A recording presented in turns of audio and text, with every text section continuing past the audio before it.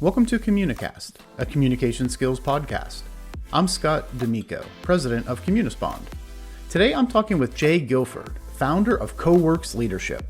Jay literally used to work with a bunch of clowns as he designed Cirque du Soleil's corporate training program and now heads a leadership strategy firm that focuses on the people aspect of organizations and uses data to help individuals and teams perform at their best. Check out the episode to hear Jay discuss how to focus on your intent with communicating, the importance of keeping your ego in check, and how children's books helped him to be a better communicator. I hope you enjoy. Jay, thank you so much for joining me today.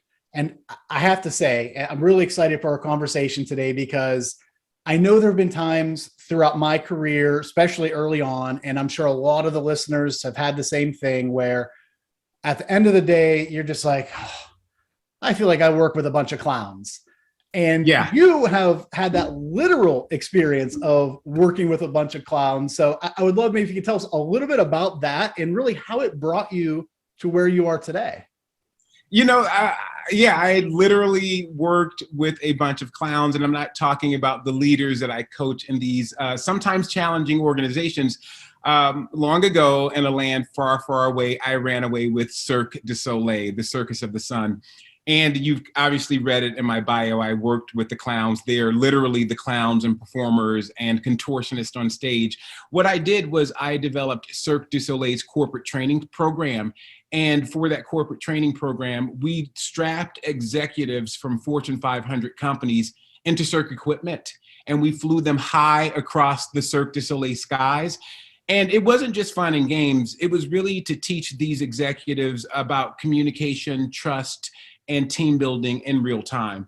And the reason why it was such a fantastic offering was because a lot of those executives had gone to the institutes and symposiums. They had done all the other stuff, and they really wanted themselves and their high-performing team members to take it to the next level, and they were able to do that with Cirque. So yeah, a bunch of clowns, not the type of clowns we're usually talking about in business life. Wow, that's awesome. I think that takes the concept of doing a trust fall to a whole new level. And I'm sure communication is a very important part of all of that. So how did you go from that to really where you are today and what you're working on today? Well, I left Cirque 4 years ago. I was there for 6.5 years.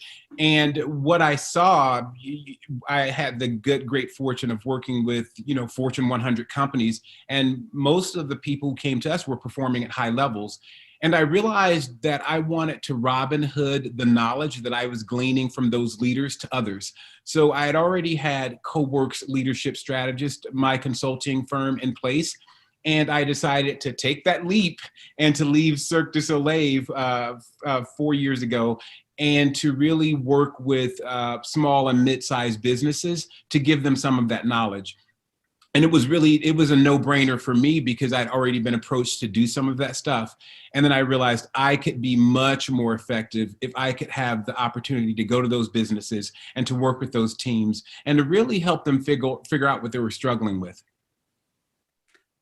So I would think that, from the time at Cirque du Soleil and building that corporate leadership program there, working with leaders at some of the largest, most well-known organizations throughout the world, and now the work that you're doing with your own practice, focusing on small, medium business leaders, that you've encountered some folks that are really good communicators, powerful communicators, somebody that you would say, this person has it, right? They're phenomenal at communication.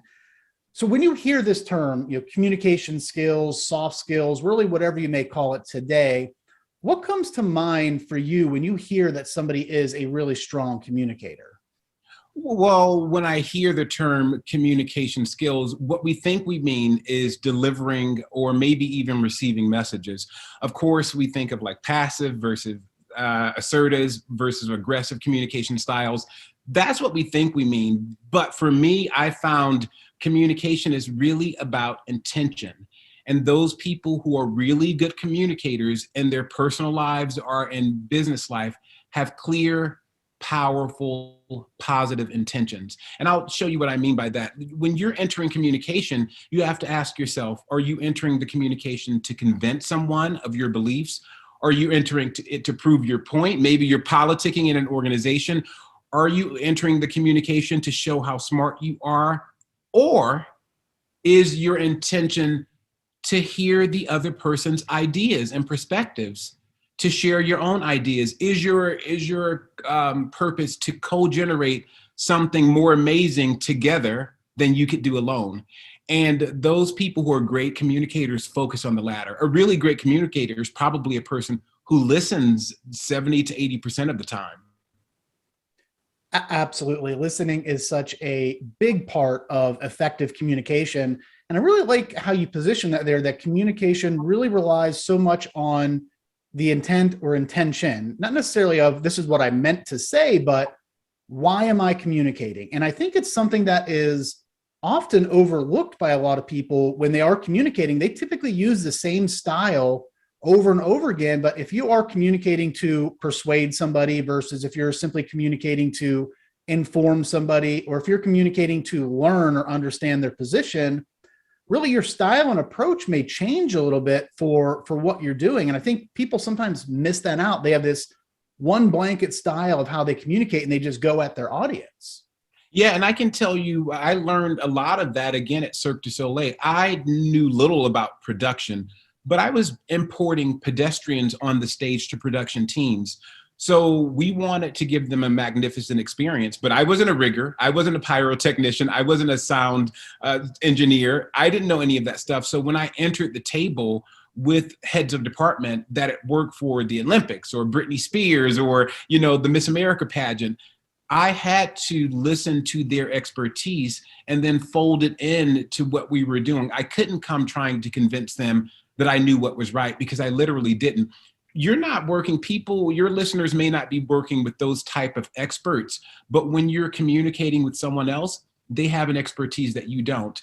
And if you give over your ego and allow them to put their expertise on the table, what you're going to co-generate is going to be much greater. It's what I had to do at Cirque. Like, I was going to touring shows. I don't know what's happening on OVO or Curios. I don't know anything about that show and the water feature. So I have to listen to say, how can we incorporate that into this corporate offering? Yeah. Yeah, it really is amazing what can happen when you put your ego aside, keep the ego in check, and really go in with that intent to understand.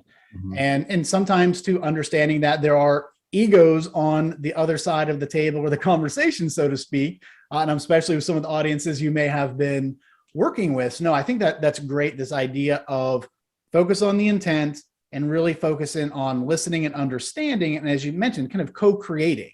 And that's, I think, where the magic happens, where both sides are coming together and having a true part in whatever the outcome may be. Yes. So as you've been working, once again, on the big side with the Fortune 500 companies, but even now working in with small, medium-sized business leaders, when you think about what are the skills that are most important today when it comes to communication skills in the workplace, what are there skills that are really jumping out to you that are perhaps lacking? Maybe you're seeing overlap between some of the work you did before versus some of the work you're doing now. I would say now, especially with the rise in work from home, clarity and directness. I'm going to say that again. With the rise from work from home, it's clarity and directness. Realize that you're missing I'm going to show you what you're missing. You're missing this. You're missing the body language. You're missing 70% of the communication. So you're not getting that body language cue to help you understand how your message is being received. So you want to be clear about your intention for communicating. You almost want to state that to the listener sometimes. You want to co-generate ideas, and then you want to ask them, how do you feel about that? What do you think? What's coming up for you next? When I say that, what do you think I mean? Because otherwise you're going to miss it. What I've seen is that there's a lot of lack of communication. There's assumptions. There's a bad habit that we need to stop now. It's back channeling, where you're having a Zoom meeting and people are on text complaining about what's happening in the meeting. So if you're a leader, I would say what you want to do, your team, if you're a leader, let me tell you this right now. If you have more than 10 team members, they're back channeling on Zoom about what you're saying. They're texting each other. They're on Slack. I promise you this. I've worked with a lot of organizations over COVID. That's happening. That's fine. That's their way of dealing with the communication. You want to get ahead of that by asking them, I want 4 people to tell me what you think about what I just said. Matt, you'll get the feedback that you need. So I think that clarity, getting ahead of the back channeling and understanding that you're missing a lot of the body language cues. So you have to compensate for that by asking some clarifying questions.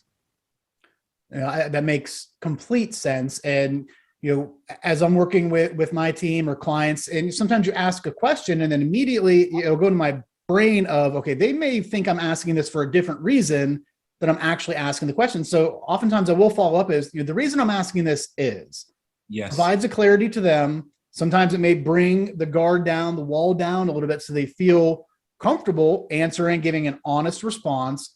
And with regard to that back channeling, one of the key things, especially as a leader, to be cautious of is going out there and really laying out your position first, and then saying, what do you all think? Yes. Because if you haven't created that environment of comfort and trust, you're going to get a lot of agreement. Oh, yep, that sounds great. That's perfect. Yep. Versus if you ask people for their input and then you're sharing your view, you're going to get people that are really opening up versus just kind of getting a bunch of agreements and yes. And then you have to listen. That's a key thing, is really listening to what people are saying and taking it in. The old saying of a leader that doesn't listen will be soon surrounded by people who have nothing to say, or something along those lines. I love it. Yeah, that's true. I think we're suffering death by Zoom. So one thing that I do, we just did a series with a financial services firm. And, a lot of people come to me and they say, my team doesn't talk. My team's been on Zoom all day. One trick that leaders can use, or anybody who's hosting a meeting, is to ask a question and get people talking within the first 2 minutes. Studies have shown that if you get everyone communicating within the first 2 minutes, then they're more likely to communicate through the meeting. So it's not even about having your camera on or turning your camera off, because that's not the silver bullet. A lot of organizations are now saying, we require your camera on. That's fine. Doesn't mean I'm going to talk. I often give a quota. I say, here's what we're starting with. I want 4 people to give me some feedback about our agenda today, or whatever the item I start with. So I don't say, does anyone have anything to offer? I set a quota. I want 4 people. Or I say, we're going to go around and everyone say something about this. Or even if you say something so simple and banal, like, I want everyone to tell me what you had for breakfast today. Just the fact that people are communicating early on will keep them communicating through the meeting. It's definitely important to get people engaged sooner rather than later. And you hit on something really important, is around how you phrase things. The words and the way that you say things or position them really do matter and have an impact. So for example, if you're trying to get questions and you simply say, okay, does anyone have any questions? And if you think back to maybe when there's an in-person meeting, and I've been in meetings like this where the meeting's about to end, the leader's gathering all their stuff and like, all right, does anyone have any questions? And with that, they're signaling they don't want to hear questions. They're going through the motions. They're asking it for the sake of asking it, versus simply stopping and saying, okay, what questions do you have? Implying that I know that you have questions. Then as you're going through, okay, we have time for 2 more questions. Really starting to put it out there. That simple tweak of, does anyone have any questions, to what questions do you have, makes a big difference. And I've noticed that even just at home, tweaking the way that, with how my wife and I communicate. Oftentimes as I'm coming down, finishing up work, she's perhaps getting something ready for dinner, lots of stuff going on, and I'm tired. A lot of times I would just say, do you need any help? And oftentimes it was no, I don't need anything. I'm like, oh, good. But, as I realized, okay, she's been busy all day as well. She's tired. And I simply say, what can I do to help? And from there, still, set the table, do this, do that. So that subtle tweak really does have a big difference when getting engagement back from people. And the intention behind the question, your intention is to be excused out of helping, maybe not you, but someone, whereas opposed to, I want to outline the ways I can help. One great thing that leaders can do in terms of getting more participation, as we were talking about, is just send the agenda out early and say, everyone come with 3 questions. take 2 minutes to build a survey monkey and say, you're required to input 3 questions that you're going to have about this before the meeting. There's so many ways to get ahead of that stuff. And like you said, it's just tweaking the way that you ask the question, putting a quota in or opening it up instead of making it a binary yes or no, like how can I help as opposed to can I help or do you need my help? Those things are really helpful. Absolutely. No, it makes a big difference with regards to engagement, how people feel, and it signals your intent. As you mentioned, sometimes I was asking to kind of be excused from helping versus others I really wanted to get in there and help. So how you phrase things does make a big difference. So Jay, as you think about your career journey, going from working with clowns to where you are today, and even before that, and where you're heading now, and the projects you're working on now, what's maybe 1 or 2 skills that you could point to throughout your career, some key communication skills that have really helped you and led to your success? I think the biggest, Scott, is erasing the ego. And it's not a technical skill, but again, if you respect the expertise that you're interacting with, then you're going to erase everything you're thinking on the table and enter the communication with the understanding that we're co-generating really good ideas. So what we have to do in my career, I'm working with people whose high stakes leaders, whose names are on buildings, whose names are on packages that you see in the drugstore. So those leaders have very strong and definite opinions. And also they're working with a huge workforce, and I need to listen to them to understand what they need and then translate that into a solution that will yield them results. I can't do that if I come in with some prefabricated idea about what works best. So I've often trained new consultants and they would say, oh, I know what's going on here. Or, I know that she's this way. I know that he's that way. I'm like, you don't know anything. And we're going to enter this situation understanding that you don't know anything because we need to uncover what's best. And if we go in with some preconceived, it's like going in saying, I'm going to serve peanuts and shellfish. And everyone's allergic to it. So it's like, that's a great menu, but it's not going to work for this crowd. You really need to think about what people want and deliver to them the menu that's going to work best. So it's really erasing the ego and going into it with a co-generative approach. I think that's really, really important. And going into it from this mindset of, quite honestly, every interaction that you have, you could be learning something new. Whether it's a conversation with my 9-year-old or the conversation with the president of the company, I'm going to take something away from each and every one of those interactions that I can perhaps adapt, make my own, maybe learn something that I should do, that I should not do. But it's true, if you set that ego aside and realize, I don't know everything, it's not all about me, but with this interaction, what can I take away? What can I learn from it? How can I incorporate it, make it my own, whatever it may be? And it's I think challenging for a lot of people to do is just to go in with that mindset that everybody brings something to the table. You may not agree with all of it, but there's likely going to be something of value there if you go into it with that open mindset and set the ego aside. Yeah, you want to think of your knowledge as ingredients and not a menu. So if you think of it as ingredients, and you can build something that they might want, but if you think of it as a prefabricated menu, you can put everything on that menu that no one wants. So your knowledge is important. Those are just ingredients for the conversation. It's like stone soup. Everyone's going to come with something. I love the concept of knowledge being ingredients versus a menu. And I think a lot of times, especially folks in sales can fall into that. They want to go in and just tell them all about the menu, all the different things that they have versus really understanding, well, what do you like or what allergies or sensitivities do you have, doing that discovery and then focusing on the things that maybe you do have on the menu or maybe something that's off the menu that you're able to custom create for them now that you've gained some more ingredients from your discovery questions. Now, I love that scenario. That's great. Yeah.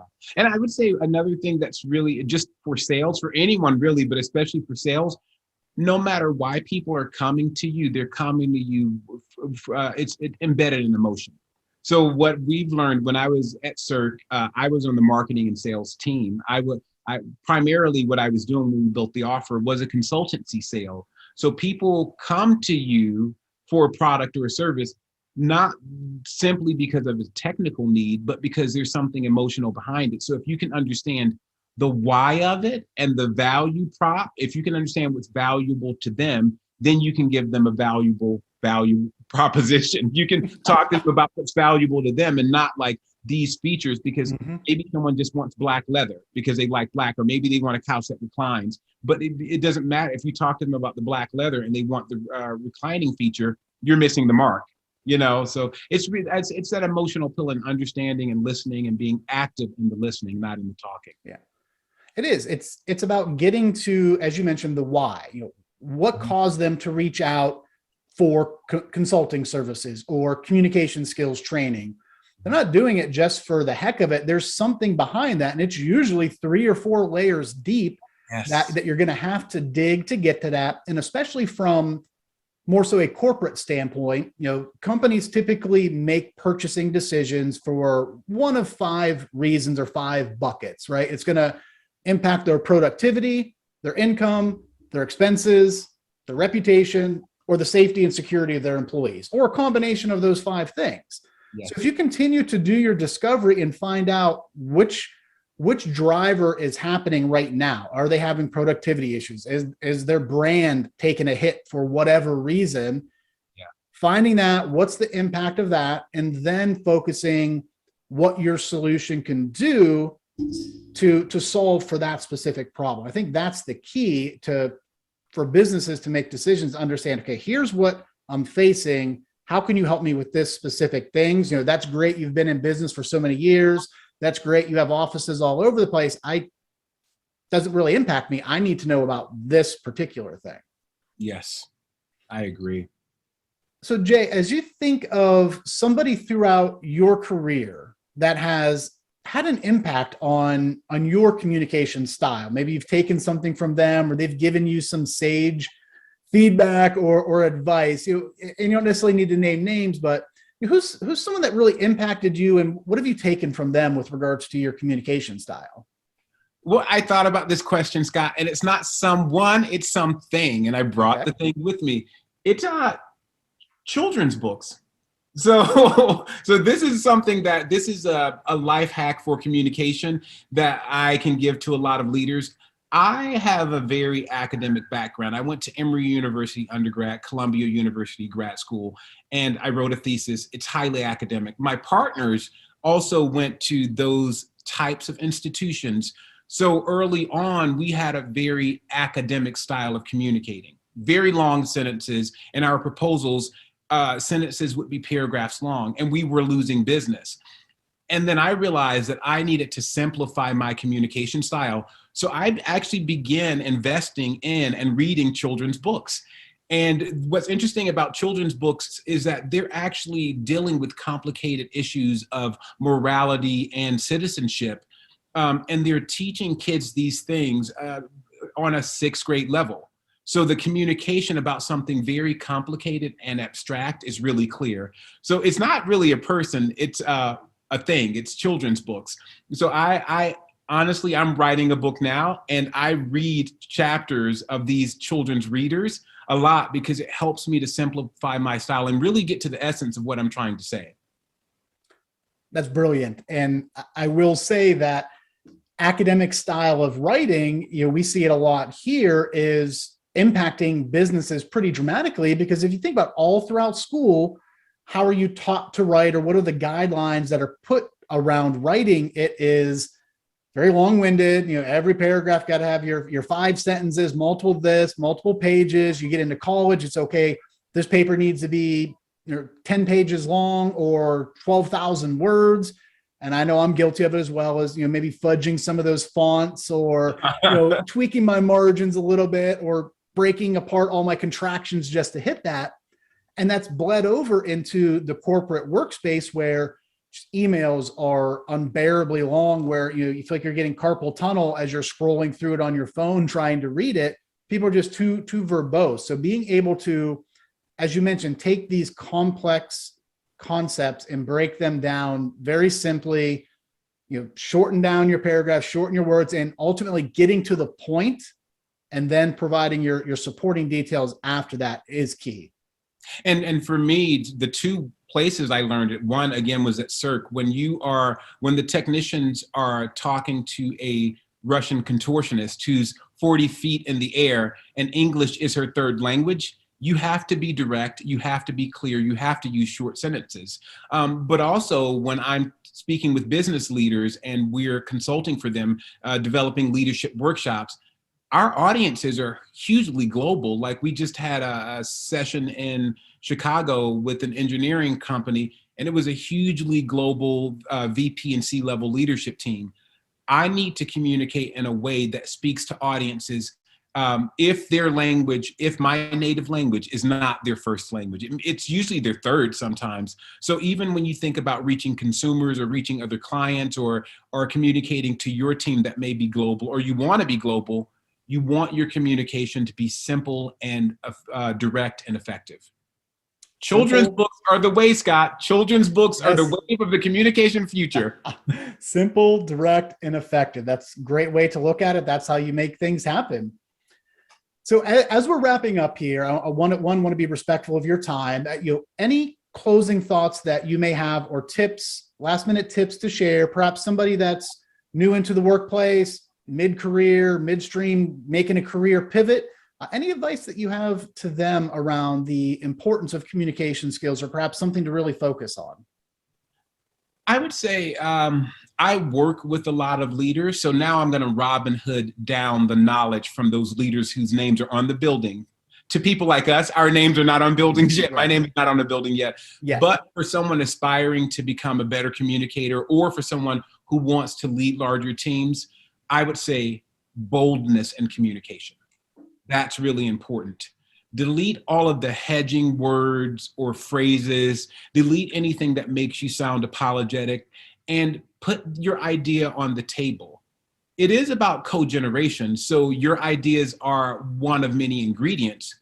It is an ingredient. So there are two things. You're co-generating. So actively listen and incorporate those ideas. When you're sharing yours, don't fudge or, well, I thought that maybe we might want to probably push that over to the next quarter because, no, here's how he said, we should push that over to the next quarter. And then you also, that's the first thing. So stop fudging, stop hedging, be direct, be bold.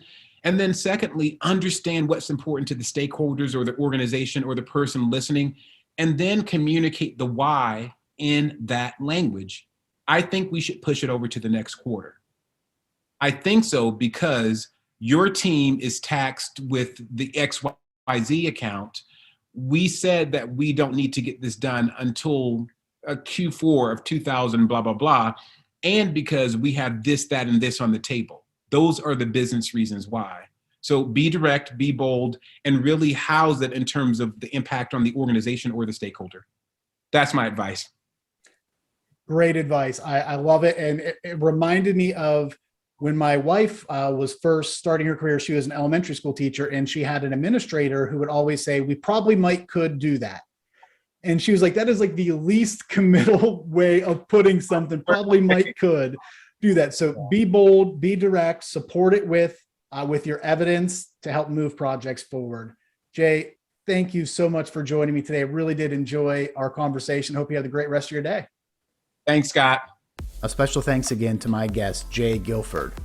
One of the big things that jumped out to me from this episode is to be bold and direct with your communications. Be sure now not to confuse this with being rude or being a jerk. The key is not to hedge your communications with words or phrases that pull power and strength away from your key message. If you haven't already done so, please be sure to subscribe to Communicast so that you can be notified of new episodes. Thanks and have a great day.